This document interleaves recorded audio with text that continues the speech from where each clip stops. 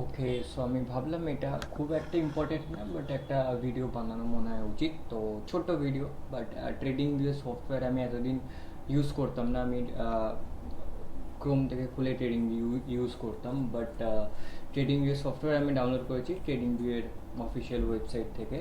তো আমি কয়েকটা জিনিস দেখাবো ট্রেডিং ভিউতে, যেটা খুবই মানে খুব মানে সুবিধা যদি ট্রেড করতে হয়। আমি ওই জন্য ভিডিওটা বানাচ্ছি, ছোট্ট ভিডিও বাট ইম্পর্টেন্ট ভিডিও। তো এটা আমার চারটে দুটো আমি শর্ট লিস্ট করে রেখেছিলাম আজকে ট্রেডের জন্য, তো কমপ্লিট হয়ে গেছে আমার। তো কেউ যদি মনে হয় যে আর একটা চার্ট দেখবে, কারণ ওটা প্রিমিয়াম ফিচার্স হয়ে যায় যদি কেউ ট্রেডিং ভিউতে করে। তো এখানে নিউ ট্যাবে ক্লিক করলে এখানে ফরেক্স স্ক্রিনারে ফরেক্স আছে, ফরেক্সে গিয়ে সে হয়তো মাল্টিপল চার্টস দেখতে পাবে। আমি জানি না, আমি বেশি চার্ট খুলি না, তো দুটো তিনটে তো আরামসে আমি দেখলাম যে একসাথে দেখা যায়, আলাদা আলাদা টাইম ফ্রেমেও দেখা যায়, যেটা খুবই ভালো। তো আমি যদি খুলি এখন জিবিপি জেপিওয়াই, আমি অস্ট্রেলিয়ান ডলার ইউএস ডলার যদি খুলি, আম,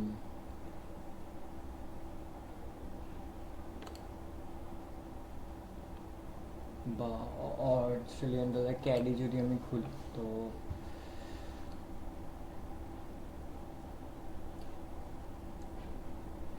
তো ফরেক্স স্ক্রিনারটা আমি অফ করে দিলাম। দেন এখানে কি বলবো,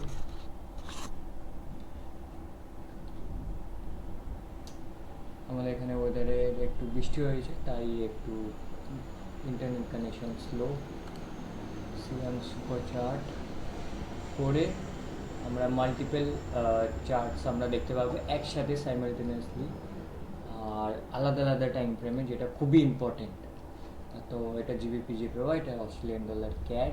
এই যে এটা তো ইয়ে, বাট যদি ওয়ান্ডার খুলে আরও ভালো দেখতে পেতাম। বাট যে এই যে এখান থেকে যদি আমরা খুলে নিতে পারবো, অসুবিধা নেই।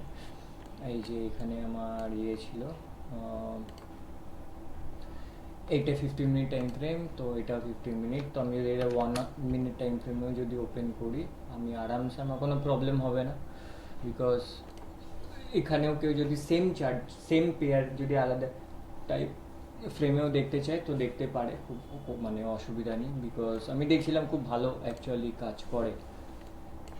আর হুম, ভালো। তো এই জন্য ভিডিওটা মনে হলো বানানো দরকার, যে যারা জানি না কারা ক্রোমে ইউজ করে, বাট আমি তাদের জন্য বলছি প্লিজ সফটওয়্যারটা ডাউনলোড করা খুবই ভালো। তো এটাই।